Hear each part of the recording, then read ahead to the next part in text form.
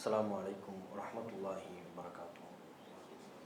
அல்ஹம்துலில்லாஹ் நஹ்மதுஹு வ நஸ்தஈனுஹு வ நஸ்தக்ஃபிருஹு வ நஊது பில்லாஹி மின் ஷுரூரி அன்ஃபுஸினா வ ஸய்யிஆத்தி அஅமாலினா மை யஹ்திஹில்லாஹு ஃபலா முضில்ல லஹு வ மை யுض்லில் ஃபலா ஹாதிய லஹு வ அஷ்ஹது அன் லா இலாஹ இல்லல்லாஹு வஹ்தஹு லா ஷரீக லஹு வ அஷ்ஹது அன்ன முஹம்மதன் அப்துஹு வ ரசூலுஹு அம்மா பஅத். ரப்பி ஷ்ரஹ் லி சத்ரி வ யஸ்ஸிர் லி அம்ரி வஹ்லுல் உக்தத்தம் மின் லிசானி யஃப்கஹு கவ்லி. கண்ணியத்திற்குரிய இல்லாமல்ல அல்லாஹ்வின் நல்லடியார்களே, இல்லாமல்ல ஏஹ்ரிவனின் அருள், நம்மை நல்வழிப்படுத்த வந்த நபிகள் நாயகம் ஸல்லல்லாஹு அலைஹி வஸல்லம் அவர்களின் மீதும், அவர்கள் வழி நடந்த அனைத்து நல்லோர் மீதும், ஜும்ஆவினுடைய வணக்க வழிபாட்டை நிறைவேற்ற இங்கே அமர்ந்திருக்கும் நம் அனைவர் மீதும் என்றென்றும் உண்டாகட்டுமாக. அன்புக்குரிய சகோதர சகோதரிகளே, ரபியுல் அவ்வல் மாதம் வந்துவிட்டால் தமிழக முஸ்லிம்கள் மத்தியில் நபிகள் நாயகத்தை நேசிக்கிறோம் என்கிற பெயரில் சுபஹான மௌலித் என்கிற பெயரில் ஒரு புத்தகத்தை வைத்து கொண்டு அந்த மௌலிதுகளை ஓதி வருகிறார்கள். அவற்றை ஓதக்கூடியவர்கள் இது இஸ்லாமிய மார்க்கத்தில் உள்ள ஒன்று என்பதாக நம்பியும் இவற்றை ஓதுவதால் மறுமையில் நமக்கு ஒரு மிகப்பெரிய நன்மை கிடைக்கும், தொழுகை எப்படி ஒரு வணக்கமோ, நோன்பு எப்படி ஒரு வணக்கமோ, அதுபோல இந்த மாதத்தில் சுபஹான மௌலித் என்கிற அந்த புத்தகத்தை ஓதினால், அதில் உள்ள கவிதைகளை படித்தால் அதுவும் வணக்கம், நமக்கு ஒரு சிறந்த நன்மையாக அமையும் என்று கருதி செய்து கொண்டிருக்கிறார்கள். இந்த விஷயத்தில் நாம் ஒரு தெளிவான ஒரு அம்சத்தை புரிந்து கொள்ள வேண்டும்.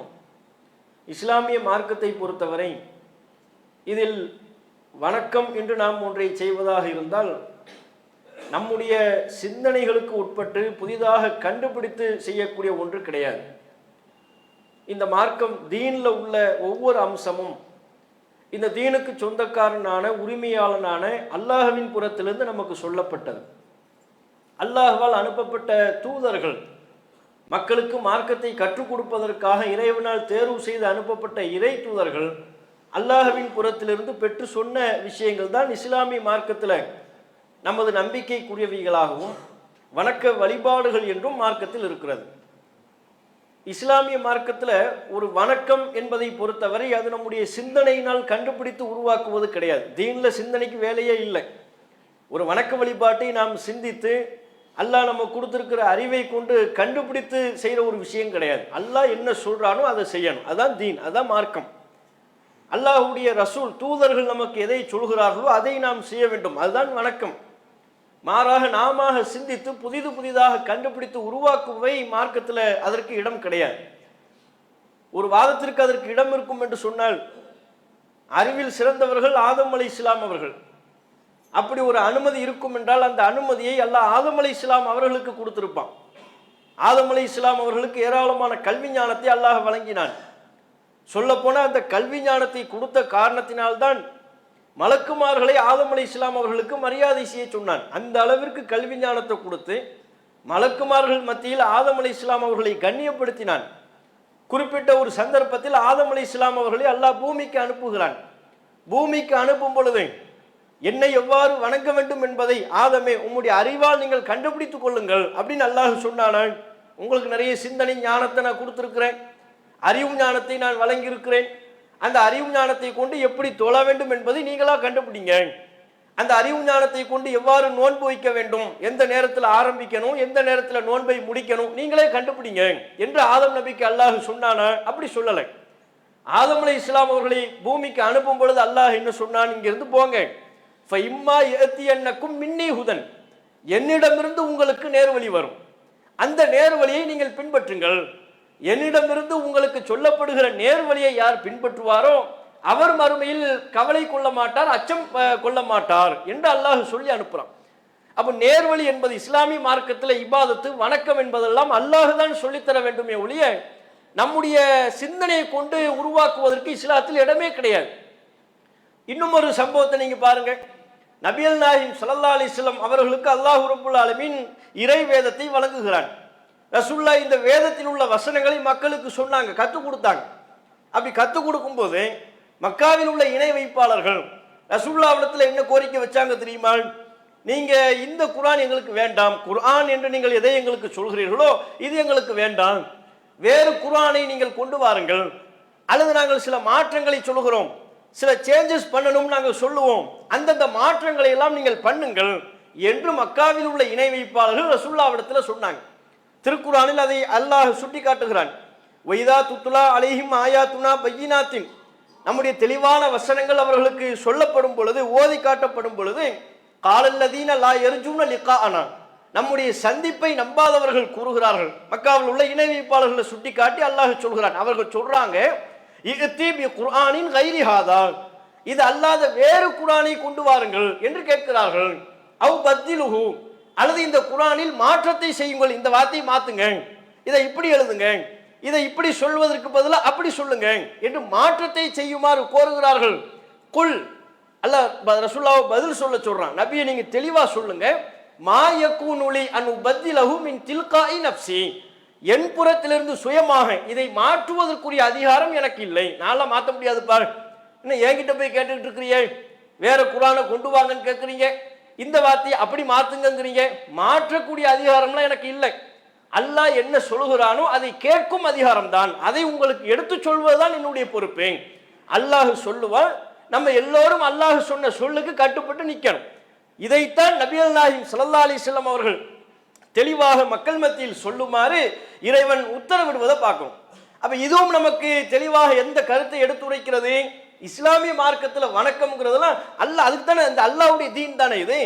நாம் இஸ்லாத்தில் இருக்கிறோம் என்றால், இந்த மார்க்கத்தை நம்முடைய வழிமுறையாக ஏற்றுக்கொண்டிருக்கிறோம் என்றால் அதனுடைய பொருள் என்ன? இறைவா, நீ தான் எஜமானன், இந்த தீனுக்கு சொந்தக்காரன் நீ தான், நீ எதை நம்ப சொல்கிறாயோ அதை நான் நம்புவேன், எதை நீ நம்பக்கூடாது என்று சொல்கிறாயோ அதை நான் நம்ப மாட்டேன், எதை செய்ய வேண்டும் என்று உத்தரவிடுகிறாயோ அதை நான் செய்வேன், எதை செய்யக்கூடாதுன்னு சொல்றியோ அதன் பக்கம் நான் நெருங்கக்கூட மாட்டேன். அதனை நம்ம இந்த தீனுக்கு கட்டுப்படுவதனுடைய பொருள். அதுவல்லாம நாம சிந்தித்து சிந்தித்து தொழுகை நம்ம உருவாக்க முடியுமா? நோன்பை நாம உருவாக்க முடியுமா? ஒரு வணக்க வழிபாட்டை நம்முடைய சிந்தனையினால் கண்டுபிடித்து உருவாக்குவதற்கு அந்த அதிகாரத்தை அல்லாஹ் நம்ம யாருக்கு கொடுத்திருக்கிறான்? யாருக்கும் கிடையாது, தூதர்களுக்கே கிடையாது. ஒரு புதுசா ஒரு இபாதத்தை, ஒரு வணக்க வழிபாட்டை உருவாக்கக்கூடிய அதிகாரம் தூதர்களுக்கே அல்லாஹ் வழங்கவில்லை. இதை நாம விளங்கணும். அதனால்தான் அல்லாஹ் கேட்கிறான் திருக்குர்ஆன்ல, குல், நபியே நீங்க கேளுங்க, அத்து அல்லிமூனல்லாஹ பி தீனிக்கும், உங்கள் தீனை நீங்கள் எப்படி செல்ல வேண்டும் என்கிற அந்த வழிமுறை, அதுக்கு பேர் தான் தீன். உங்கள் தீனை நீங்க அல்லாஹ்வுக்கு சொல்லி கொடுக்குறீங்களா? நீ எப்ப உருவாக்குற? நீ புதுசா உன்னை உருவாக்கி கொண்டு இதுதான் வணக்கம் என்று ஏன் சொல்லுகிறாய்? புதிதாக ஒன்றை உருவாக்கி கொண்டு இது நன்மை என்று நீ எப்படி சொல்லலாம்? அப்ப இந்த தீனை நீ அல்லாஹ்வுக்கு சொல்லி கொடுக்குறியா? இதை கேளுங்கள் என்று அல்லாஹ் ரப்புல் ஆலமீன் நபிகள் நாயகம் ஸல்லல்லாஹு அலைஹி வஸல்லம் அவர்களுக்கு உத்தரவிடுவதை பார்க்கிறோம். அப்ப இந்த அடிப்படை நாம் தெளிவாக புரிந்து கொண்டு இன்றைக்கு முஸ்லிம்கள் எதனை வணக்கம் என்று கருதி மறுமையில ஒரு மிகப்பெரிய நன்மையை பெற்றுத்தரும் என்று நம்பி ஓதுகிறார்களோ அந்த மௌலிதுகள் வணக்கமா? ரசூலுல்லாஹ் நமக்கு சொல்லி தந்தாங்களா? தீனுன்னா அல்லாஹ் ரசூல் சொல்லி தந்ததா தானே இருக்கணும். இந்த மௌலித் என்கிற செயல்பாட்டை இதை ஒரு வணக்கம் என்று அல்லாஹ் எங்கேயா நமக்கு சொன்னானா? நபிகள் நாயகம் ஸல்லல்லாஹு அலைஹி வஸல்லம் அவர்கள் நமக்கு சொல்லி தந்தார்களா? அல்லாஹ்வும் சொல்லல, நபிகள் நாயகம் ஸல்லல்லாஹு அலைஹி வஸல்லம் அவர்களும் சொல்லவில்லை. அப்ப ரபீல் அவல் மாசம் வந்துட்டா சுபஹான மௌலிது ஓதணும்னு யாரு சொன்னது? அது இது எப்படி ஒரு வணக்கமாகும்? ரசூலுல்லாஹ் நமக்கு எதையாவது சொல்லாம விட்டுட்டு போயிருக்கிறாங்களா? தூங்கும் போது ஓத வேண்டிய துவாவை சொல்லி தந்திருக்கிறாங்க, தூங்கி எழுந்ததும் ஓத வேண்டிய துவா அதை சொல்லி தந்திருக்கிறாங்க. ஒவ்வொரு எந்தெந்த நேரத்தில் எதை செய்ய வேண்டும், எந்தெந்த நேரத்தில் எதனை ஓத வேண்டும் எல்லாவற்றையும் விலாவரியா ஒன்று விடாம நபிகள் நாயகம் நமக்கு கற்றுத்தந்து சென்றிருக்கிறார்கள். வேகமா காத்து வீசுது, அப்ப என்ன துவா ஓதணும்? மழை பொழியவில்லை, அதற்கு என்ன துவா கேட்கணும்? மழை அதிகமாக பொழிந்தால் என்ன துவாவை ஓத வேண்டும்? பள்ளிவாசலுக்குள்ள வரும் பொழுது, பள்ளிவாசலை விட்டு வெளியே போகும் பொழுது, கழிவறைக்குள்ளே நுழையும் பொழுது, கழிவறை விட்டு வெளியே போகும்போது, பயணத்தில் செல்லும் பொழுது, வாகனத்தில் உட்காரும் பொழுது என்று எல்லா நேரங்களிலையும் ஒரு மனிதனின் அன்றாட தருணங்கள் அவன் சந்திக்கக்கூடிய அத்தனை நேரங்கள்லையும் என்னென்ன ஓதணும் என்பதை ரசூலுல்லாஹ் சொல்லி தந்தாங்கல்ல. அது மாதிரி ரபீஉல் அவ்வல் மாசம் வந்துட்டா இதை ஓதுங்க. இந்தாங்க சுபான மௌலிது, இது ரபீஉல் அவ்வல் மாசம் வந்துட்டா இதை ஓதுங்க. ரபீஉல் ஆகிர் அதுக்கடுத்த மாசம் வருதா, ஷாவுல் அமீத் பேர்ல ஒரு மௌலிது ஓதுங்க. அடுத்து ஜமாத்துல் ஊலா, அதுக்கு ஒரு ஆள் பேரை சொல்லி இவர் பேர்ல ஒரு மௌலிது ஓதுங்க. ஜமாத்துல் உக்ரால் அந்த மௌலிது ஓதுங்க. ஒவ்வொரு மாசத்துக்கும் ஒரு மௌலிதை முஸ்லிம்கள் உருவாக்கி வைத்திருக்கிறார்கள். அதை வணக்கம் நம்பி செய்யறாங்க.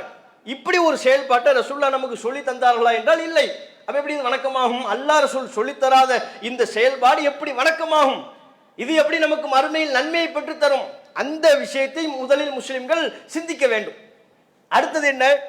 இதை ஓதக்கூடியவர்கள் என்ன கருத்தை சொல்லுகிறார்கள்? நாங்கள்லாம் ரசூலுல்லாஹ்வை நேசிக்கிறோம், அதனால தான் ரசூலுல்லாஹ்வை புகழ்ந்து இந்த புகழ் மாலைகளை மௌலிதுகளை நாங்கள் ஓதுகிறோம் அப்படிங்கிறாங்க. அவங்க பார்வையில் என்னன்னு சொன்ன, யாரெல்லாம் சுபான மௌலிது ஓதுறாங்களோ அதன் பேரில் என்னென்ன சடங்கு சம்பிரதாயங்களை உருவாக்கி வைத்திருக்கிறார்களோ அவர்களாக கண்டுபிடித்த சடங்கு சம்பிரதாயங்கள், அதை செஞ்சால் ரசூலுல்லாஹ் பேரில் நேசம் உள்ளவர்கள். அதை நீங்கள் செய்யலைன்னு வைங்க, இந்த ரபீஉல் அவ்வல் மாதத்தில் ஊரில் சேர்ந்து 10 நாள் 12 நாள் மௌலிது ஓதுவாங்க. அவங்களா கண்டுபிடிச்ச சடங்கு சம்பிரதாயம். நெய்ச்சோறு சமைப்பாங்க, கடைசி ஒரு அந்த நிறைவு விழாவில் நெய்ச்சோறு சமைப்பார்கள். அதுக்கு பிறகு ஒரு நிகழ்ச்சியை வைப்பார்கள். இதெல்லாம் பங்கெடுத்தா தான் நீ உண்மையான மூமின். இவங்க உருவாக்கக்கூடிய சடங்கு சம்பிரதாயங்களை நம்ம பங்கெடுக்கவில்லை என்றால் உனக்கு ரசூலுல்லாஹ் பேர்ல நேசமே இல்லை. நீலாம் ரசூலுல்லாஹ்வை நேசிக்கிற முஸ்லீமா? நபி பேர்ல ஒரு முஹப்பத்தினுடைய உள்ளத்தில் இருக்கான்னு கேட்பாங்க. இது இவன் ஆக்கக்கூடிய சோறை சாப்பிடலன்னா ரசூலுல்லாஹ் பேர்ல நமக்கு நேசமே இல்லையா? இவர்கள் செய்யக்கூடிய கூத்து கும்மாளங்களில் பங்கேற்கவில்லை என்றால் நபிகள் நாயகத்தின் பேரில் நேசம் இல்லை என்கிறார்கள். இவர்கள் உருவாக்கக்கூடிய சடங்கு சம்பிரதாயங்கள் எப்படி நபியை நேசிப்பதன் அடையாளமாகும்?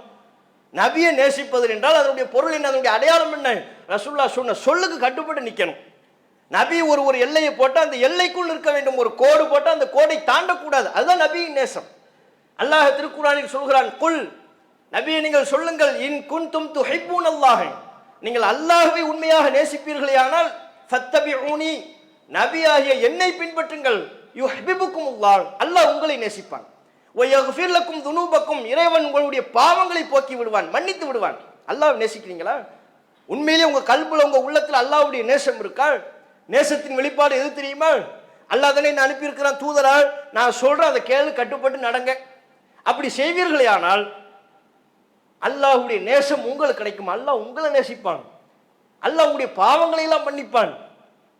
அப்ப நேசத்தின் அடையாளமாக இறைவன் கட்டுப்படுதலை தான் நமக்கு ஒரு அடையாளமாக சொல்லித் தருகிறான். நபிகள் நாயகத்தை நம்ம நேசிப்பது உண்மை என்று சொன்னால் அதன் அடையாளம் ரசூலுல்லாஹ் சொன்ன சொல்லு கட்டுப்பட்டு நிற்கிறேன். ரசூலுல்லாஹ் ஒன்று ஹலால்னா ஹலால், ரசூலுல்லாஹ் ஒன்றை ஹராம் என்கிறார்களா, அது கூடாது, அது ஹராம்.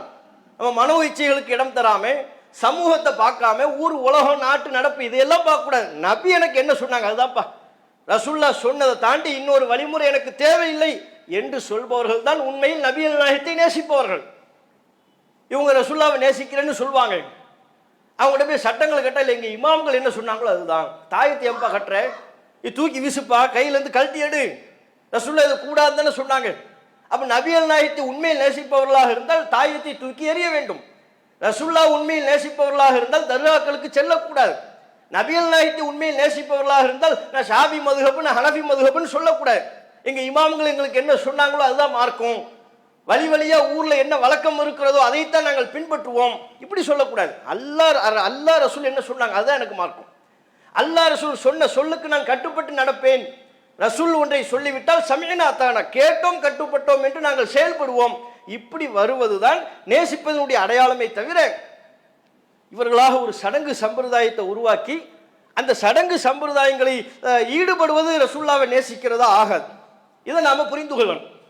அதே மாதிரி ரசூலுல்லாஹ்வை நேசிக்கிறோம்னா உண்மையிலே அந்த நேசத்தின் வெளிப்பாடு என்ன? ரசூலுல்லாஹ்வுக்கு எது பிடிக்குமோ அதைத்தான் நம்ம செய்யணும். ஒரு விஷயம் ரசூலுல்லாஹ்வுக்கு பிடிக்காதுன்னு தெரியுதா, அதை செய்யக்கூடாது. அதான நேசம். ஒரு மகன் தம்முடைய தந்தையை பார்த்து சொல்கிறான், உங்களை ரொம்ப நேசிக்கிறேங்கிறான். தாயை பார்த்து சொல்கிறான், உங்களை நான் பெரிதும் நேசிக்கிறேன் என்கிறான். நேசிக்கிறேன்னு சொன்னால் அதனுடைய அடையாளம் என்ன? அவங்களுக்கு பெற்றோருக்கு என்ன பிடிக்குமோ அதை செய்யணும். மார்க்க வரம்புகளை மீறாத வகையில் பெற்றோருக்கு பிடிக்காத காரியத்தை செய்யக்கூடாது.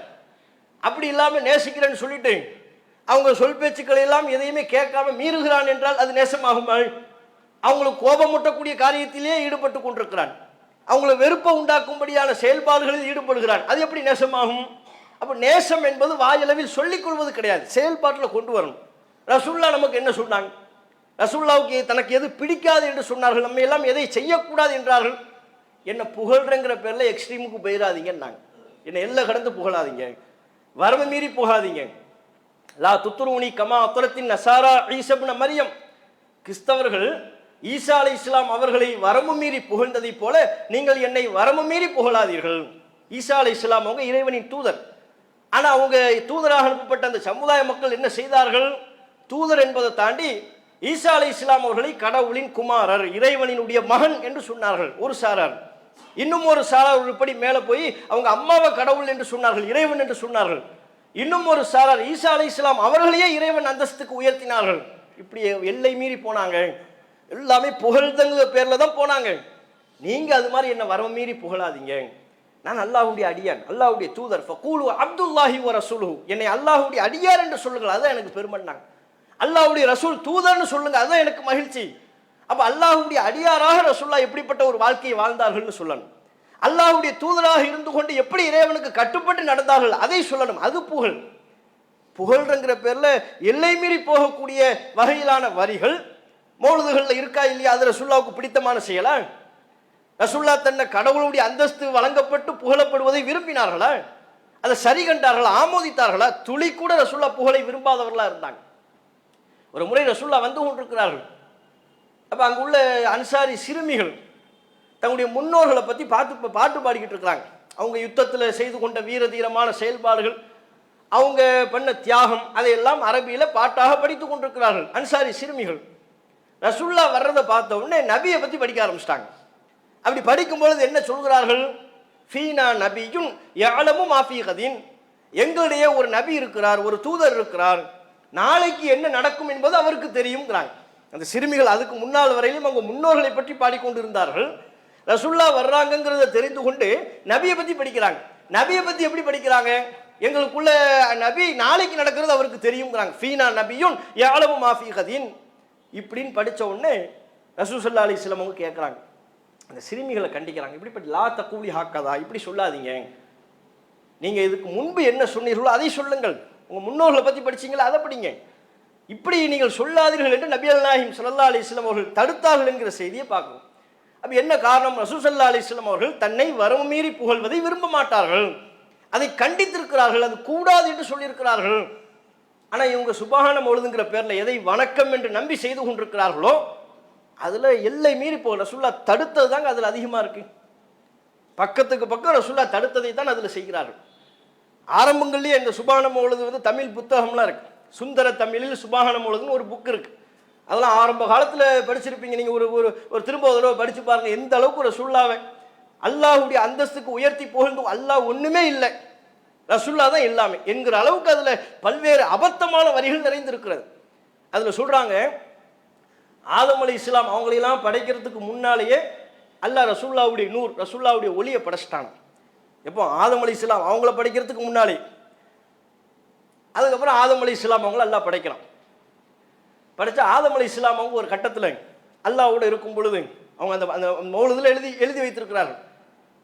மேலே பார்க்குறாங்க, வாசகத்தில் அதில் எழுதியிருக்கலாம். ஒரு இடத்துல வந்து ஜன்னத்தில் பார்த்தாங்க, சொர்க்கத்தில் பார்த்தாங்க. இன்னொரு இடத்துல அல்லாஹ் அரிசியில் உட்கார்ந்துருக்கிறான், அரிசிக்கு மேலே எழுதப்பட்டிருக்கிறது. அரிசிக்கு மேலே எழுதப்பட்டிருக்கிறது ஆதம் நபி பார்க்குறாங்களாம். என்னென்னு எழுதப்பட்டிருக்கான்? லா இலாஹ இல்லல்லாஹ் முஹம்மது ரசூலுல்லாஹ் அப்படின்னு எழுதப்பட்டிருக்கான். இது அல்லாஹ்வுக்கு பக்கத்தில். இது ஆதம் நபி பார்க்குறாங்க. பார்த்துட்டு அல்லாஹ்ட்ட கேட்குறாங்களாம், இறைவா லா இலாஹ இல்லல்லாஹ் கரெக்டு, வணக்கத்துக்குரியவன் அல்லாஹ்வை தவிர வேறு யாரும் இல்லை, சரிதான். முஹம்மது ரசூலுல்லாஹ்னு இருக்க, முகம்மது அல்லாஹ்வுடைய தூதர்னு எழுதப்பட்டிருக்குதே, உன் பக்கத்தில் இன்னொரு பேர் இருக்கு, அவர் யாரு?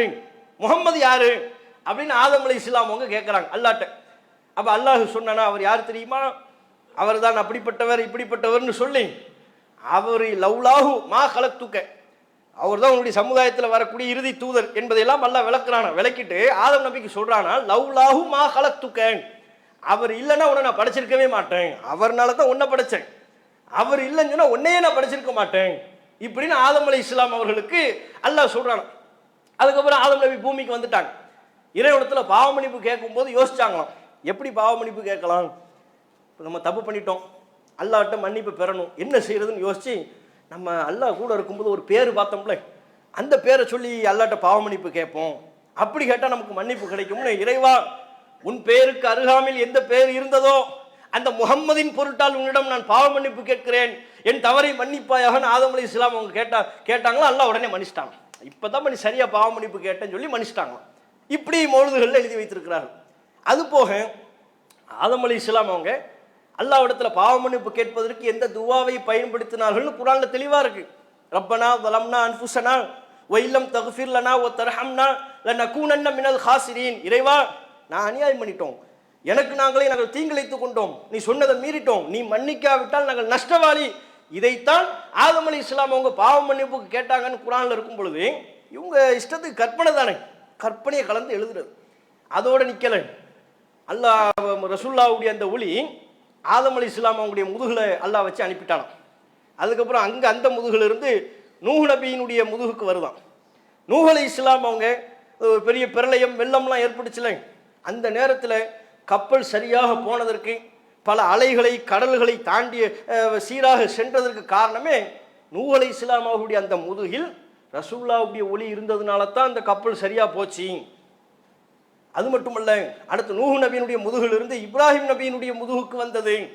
இப்ராஹிம் நபியினுடைய முதுகுல ரசூலுல்லாஹ்வுடைய ஒளி இருந்ததுனால தான் இப்ராஹிம் அலைஹிஸ்ஸலாம் அவங்க நெருப்பு குண்டத்தில் தூக்கி போடப்படும் பொழுது அந்த நெருப்பு ரசூலுல்லாஹ் இப்ராஹிம் நபியை சுடல, நெருப்பு குளிரூட்டக்கூடியதாக மாறியது. காரணம் அவர்களுடைய முதுகில், யாருடைய முதுகுல, இப்ராஹிம் அலைஹிஸ்ஸலாம் அவருடைய முதுகுல ரசூலுல்லாஹ்வுடைய ஒளி இருந்தது. இதுதான் காரணம்னு அப்படியே ஒவ்வொரு தூதருடைய முதுகுலையா ரசூலுல்லாஹ்வுடைய ஒளி மாறியதுன்னு எழுதி வச்சிருக்காங்க மௌலுதுல. நீங்கள் தமிழ் புக்கில் கூட எடுத்து பார்க்கலாம். இது வணக்கமா, இதை படிக்கிறதுக்கு பேர் நன்மையா, இது கற்பனை இல்லையா, ரசூலுல்லாஹ் பேரில் பொய் சொல்றது இல்லையா, இது மார்க்கத்தின் பேரில் பொய் சொல்லலாமா, அந்த பொய்களெல்லாம் எழுதி வைத்துக்கொண்டு அதை படித்தா நன்மைங்கிறாங்க, அதை படித்தால் வணக்கம் என்கிறார்கள். இது அல்லாஹ்விடத்தில் நம்மை நெருக்கி வைக்கும். ரசூலுல்லாஹ் பேரில் பொய் சொல்வது எப்படிங்க அல்லாஹ் பக்கம் நெருக்கி வைக்கும்? நபிகள் நாயகம் ஸல்லல்லாஹு அலைஹி வஸல்லம் அவங்க சொன்னாங்க, மன் கதப அலைய முத்தஅம்மிதன், என் பேரில் யார் வேண்டும் என்றே பொய் சொல்கிறாரோ ஃபல்யத்தபவ்வஅ மக்அதஹு மினன் நார், அவர் தம்முடைய இருப்பிடத்தை நரகத்தில் அமைத்துக் கொள்ளட்டும் ரசூலுல்லாஹ் கடுமையான எச்சரிக்கை செய்திருக்கிறார்கள். என் பேர்ல பொய் சொல்லாது, உங்க மற்றவங்க பேர்ல பொய் சொல்ற மாதிரி கிடையாது என் பேர்ல பொய் சொல்வது. என் பேரில் பொய் சொன்னால், மார்க்கத்தின் பெயரால் பொய் சொன்னால் அவர் தம்முடைய இருப்பிடத்தை நரகத்தில் அமைத்துக் கொள்ளட்டும், அதுக்கு தண்டனை நரகம் என்கிற அளவுக்கு நபிகள் நாயகம் எச்சரிக்கை செய்த ஒரு விஷயத்தை கொஞ்சம் கூட பொருட்படுத்தாமல் அவ்வளவு பொய்களை எழுதி மௌலுதுல எழுதி வைத்திருக்கிறார்கள். அதை படிப்பது நன்மை என்கிறார்கள், அதை வணக்கம் என்கிறார்கள். இன்னும் அந்த மௌலுதுல ரசூலுல்லாஹ்வை புகழ்கிறோம் என்கிற பேர்ல சொல்றாங்க, ஒமின் இல்மிக்க, நபியே உங்கள் கல்வி ஞானத்தின் ஒரு பகுதி தான் இல்முல் லௌஹி வல் கலமி, லௌஹுல் மஹ்ஃபூல்ல இருக்கக்கூடிய கல்வி என்பது உங்கள் அறிவின் ஒரு பகுதி தான். இப்படி எழுதி வச்சிருக்கிறாங்க. லௌஹுல் மஹ்ஃபூல்ல இருக்குல்ல, லௌஹுல் மஹ்ஃபூல்ங்கிறது என்ன, அது நம்ம எழுதுற புக்காது, அல்லாஹ் எழுதி வச்சிருப்பது. அதுல உள்ள அறிவு என்பது யாருடைய அறிவு? அல்லாஹ்வுடைய அறிவு. இந்த பூமியில தோன்றிய காலகட்டத்திலிருந்து உலகம் அழியும் வரையிலும் என்னென்ன நடக்கும் எல்லாமே லௌஹுல் மஹ்ஃபூல்ல எழுதப்பட்டிருக்கிறது, அந்த பலகையில் எழுதப்பட்டிருக்கிறது. சுபான மௌலுதுல எழுதுறாங்க, ஒமின் இல்மிக்க, உங்க கல்வி ஞானத்தின் ஒரு பகுதி தான், உங்க அறிவின் ஒரு பகுதி தான் இல்முல் லௌஹி வல் கலம், லௌஹுல் மஹ்ஃபூல்ல எழுதப்பட்டிருப்பதே உங்கள் அறிவு ஞானத்தின் ஒரு பகுதி தான். அதுல உள்ளது கம்மி, உங்க அறிவு கூட. இதுக்கு அர்த்தம் என்ன? லௌஹுல் மஹ்ஃபூல்ல எழுதப்பட்டிருப்பது கம்மி, உங்கள் அறிவு கூடுதல், உங்க அறிவினுடைய ஒரு எச்சம் தான் லௌஹுல் மஹ்ஃபூல் என்று சொல்வது அல்லாஹ்வை மட்டப்படுத்துறது இல்லையா? அல்லாஹ் ஒண்ணுமே இல்லைன்னு சொல்லிவிட்டு, அல்லாஹ்வுக்குலாம் ஒன்றும் தெரியாது, லௌஹுல் மஹ்ஃபூல்ல உள்ளதெல்லாம் ஒரு விஷயமே இல்லை, உங்க நாலேஜில் இருக்கு பாருங்க, அதுதான் பெரிய விஷயம் என்று சொல்வது இதுக்கு பேர் புகழ்றதா? இது எல்லை மீறி செல்வது இல்லை. அப்படியே ரசூலுல்லாஹ் தடுத்த ஒரு காரியமா இது? ரசூல் ஸல்லல்லாஹு அலைஹி வஸல்லம் அவர்கள் தடுத்த காரியம் இல்லையா இது? இதை முஸ்லீம்கள் செய்யலாமாங்கிறது யோசிச்சு பார்க்கணும். எந்த அளவுக்கு நபிகள் நாயகம் ஸல்லல்லாஹு அலைஹி வஸல்லம் அவங்க அல்லாஹ்வோட தனக்கு சமமாக ஆக்குவதை தடுத்தாங்கன்னா, சஹாபாக்கள்கிட்ட ஒரு வழக்கம் இருந்துச்சு, ஏதாவது ஒரு விஷயத்தை பேசும் பொழுது அது மாதிரி நடந்துருச்சுன்னா என்ன சொல்லுவாங்களாம், மாஷா அல்லாஹு வஷித்த, அல்லாஹும் நீங்களும் நாடியவாறு இது நடந்து விட்டது அப்படின்னு சொல்லுவாங்களாம். அப்படி ஒரு வழக்கம் ஆரம்பத்தில் இருந்தது. நம்ம பேசும்போது கரெக்டாக நடந்துருச்சுன்னு வைங்க, இப்போ சொன்ன கரெக்டாக நடந்துருச்சப்பா இப்படின்னு சொல்லுவோம்ல.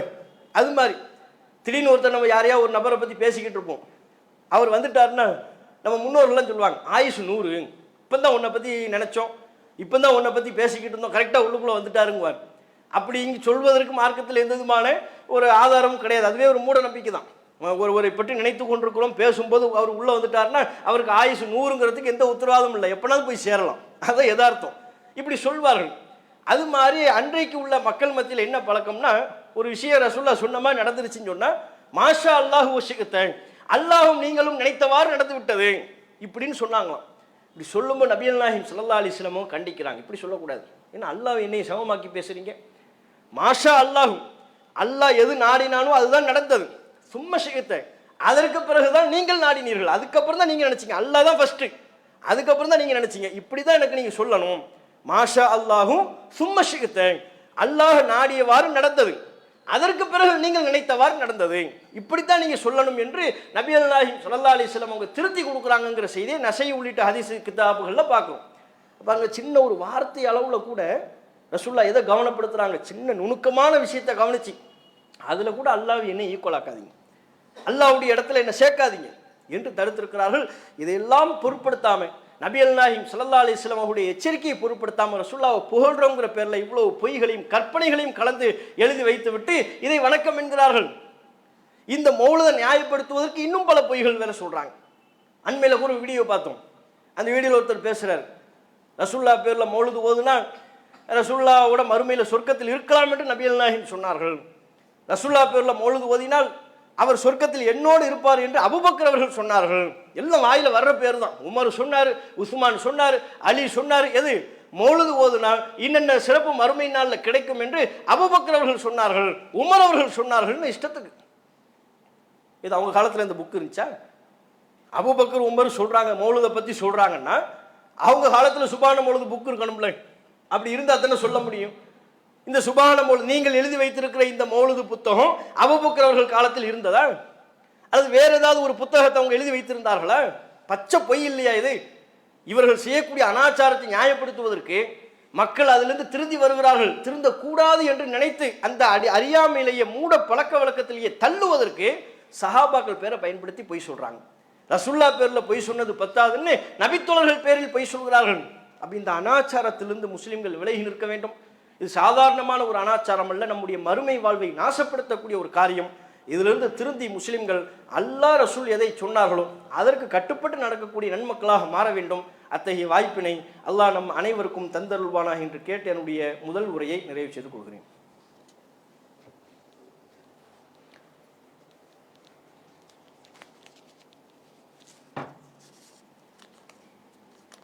அல்ஹம்துலில்லாஹ்.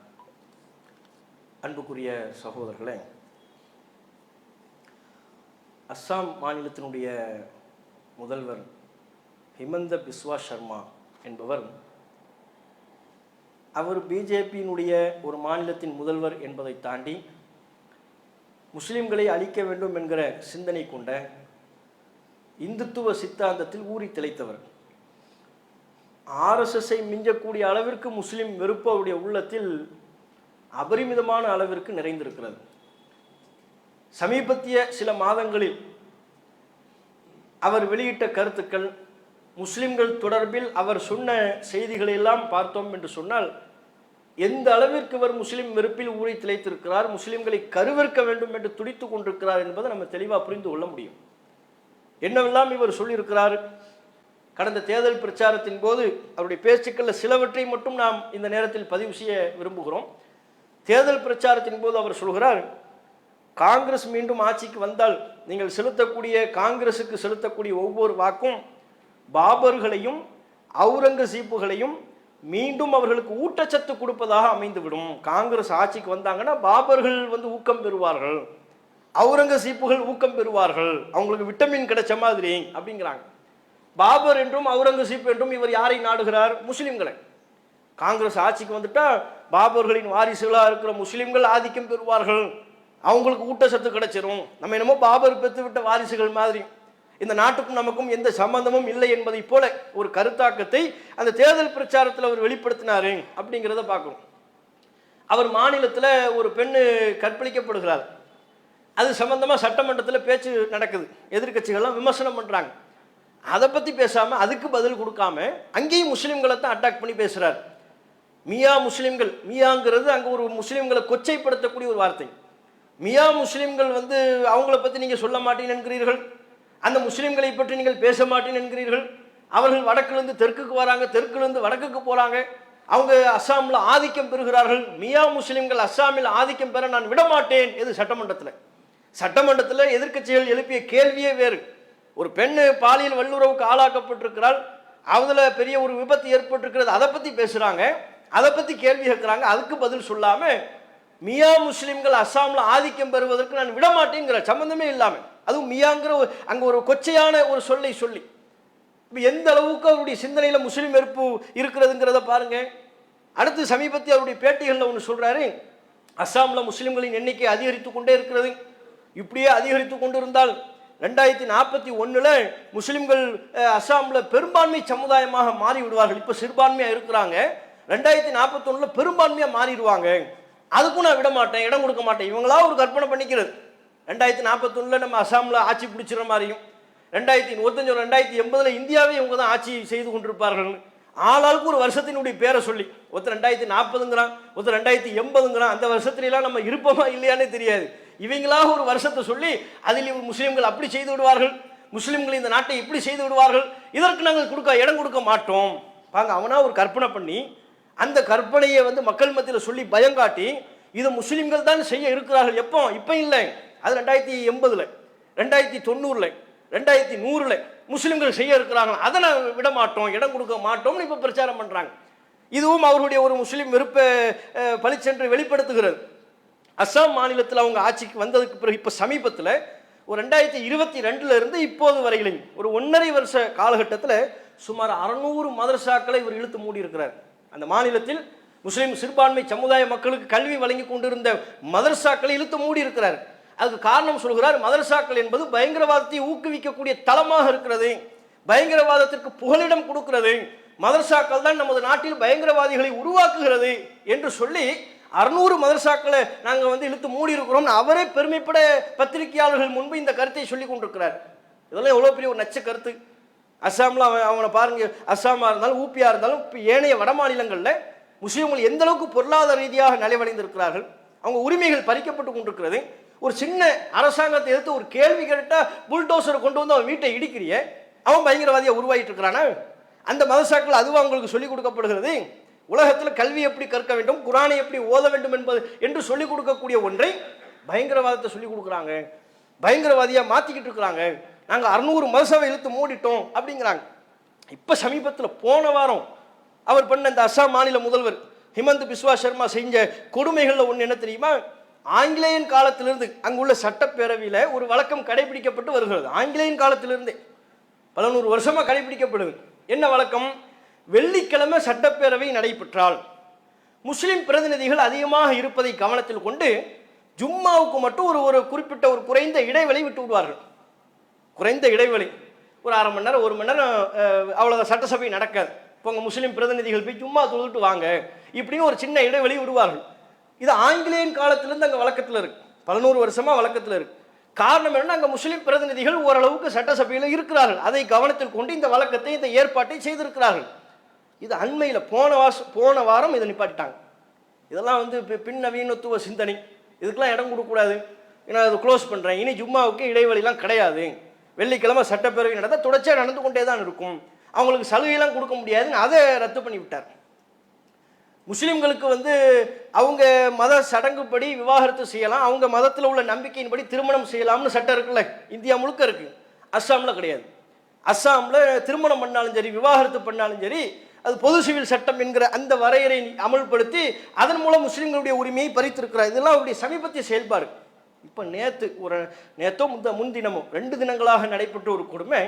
அஸ்ஸாமில் உள்ள 28 முஸ்லீம்கள், 9 பெண்கள், 19 ஆண்கள், 28 முஸ்லீம்களை ஒரு வேனில் கொண்டு போய் அகதி முகாம் கூட்டு போகிறாங்க. காரணம் என்னென்னா, இவங்கெல்லாம் அஸ்ஸாமியர்களே இல்லை, இங்குள்ள முஸ்லீம்களே கிடையாது, இவங்க வங்கதேசத்திலிருந்து வந்தவங்க, அதனால் இவங்களுடைய குடியுரிமை சிஏவின் படி இவங்க குடியுரிமை பறிக்கப்படுகிறது என்று சொல்லி அகதிகள் முகாமில் தடுத்து வைக்கப்படுவதற்காக வேண்டி 28 முஸ்லீம்களை ஏற்றி கொண்டு போகிறாங்க. அந்த வீடியோ சமூக வலைத்தளத்தில் இருக்கிறது. பெண்கள் கதறாங்க, அவங்க குடும்பத்தினர்கள்லாம் வெளியே நிற்கிறாங்க, இவங்க அப்படியே கதறாங்க, விட்டுட்டு பிரிய மனசு இல்லாமல் அகதி முகாம் கூட்டு போகிறாங்க. வயசானவங்க பொம்பளைங்கள்லாம் போய் பாருங்கள், அந்த வீடியோவில் பாருங்கள், வயதானவர்கள்.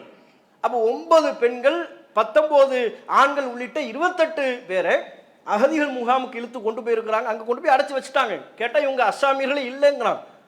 யாருக்கு தெரியும் இவன் சொல்றது உண்மையா இருக்குமா? இவங்க மூளையில தான் முஸ்லீம் என்றாலே ஒடுக்கப்பட வேண்டும், முஸ்லீம்களை அழிக்கணும், முஸ்லீம்களின் உரிமையை பறிக்கணும் என்பதை அல்லவா திட்டமாக கொண்டிருக்கிறார்கள். அதை அல்லவா அஸ்ஸாமில் இவர் செயல்படுத்தி கொண்டிருக்கிறார். இந்த 28 முஸ்லீம்கள் அஸ்ஸாமியர்கள் அல்ல என்று சொல்லக்கூடிய அந்த கூட்டில் அவர் எப்படி உண்மையாளராக இருப்பார்? அதில் எப்படி உண்மை இருக்கும்? அப்போ இவர்களாக பல்வேறு ஆதாரங்கள் இல்லை என்று சொல்லி அவங்க அஸ்ஸாமியர்களே இல்லை இந்திய குடிமக்களை இல்லைன்னு டிக்ளேர் பண்ணி அகதிகள் முகாமில் தடுத்து வச்சிருக்கிறாங்க. இவ்வளவு கொடுமை அஸ்ஸாமில் நடந்து கொண்டிருக்கிறது. இன்னும் பல கொடுமைகள் நடக்கவிருக்கிறது. ஒரு சில ஊடகங்களை தவிர யாரும் அஸ்ஸாமில் நடைபெறக்கூடிய முஸ்லிம்களுக்கு முஸ்லிம் வெறுப்பை கக்கும்படியான இந்த செயல் திட்டங்கள் குறித்து யாருமே கருத்து சொல்ல மாட்டேங்கிறாங்க. ஒரு சில பேர் தான், ஒரு சில ஊடகங்கள் மட்டும்தான். இதை தவிர்த்து வேறு யாரும் அதை பற்றி பேசுவதில்லை, கண்டுகொள்வதில்லை. நீதிமன்றங்கள் வாய் திறக்க மறுக்கிறது, அதிகார மட்டத்தில் இருப்பவர்கள் கருத்து தெரிவிக்க மறுக்கிறார்கள். இப்படி ஒரு கொடுமையை பற்றி யாரும் கண்டுகொள்ளவே இல்லை. நாட்டில் எவ்வளோ பெரிய ஒரு சோகத்திற்குரிய வேதனைக்குரிய ஒரு அம்சம்.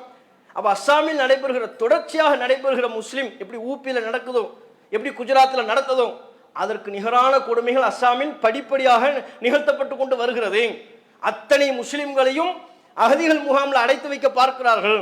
இதற்கு நாம் இடம் கொடுக்கக்கூடாது. ஜனநாயக ரீதியாக இதற்கு நாம் குரல் கொடுக்க கடமைப்பட்டிருக்கிறோம் என்பதை இந்த நேரத்தில் சொல்லிக்கொண்டு அஸ்ஸாம் மாநில முதல்வருக்கும் அவருடைய இந்துத்துவ சிந்தனைக்கும் கடுமையான கண்டனத்தை நாம் தெரிவித்துக் கொள்வதோடு என்னுடைய இந்த உரையை நிறைவு செய்து கொள்கிறேன். அஸ்ஸலாமு அலைக்கும் வரஹ்மத்துல்லாஹி வபரகாத்துஹு.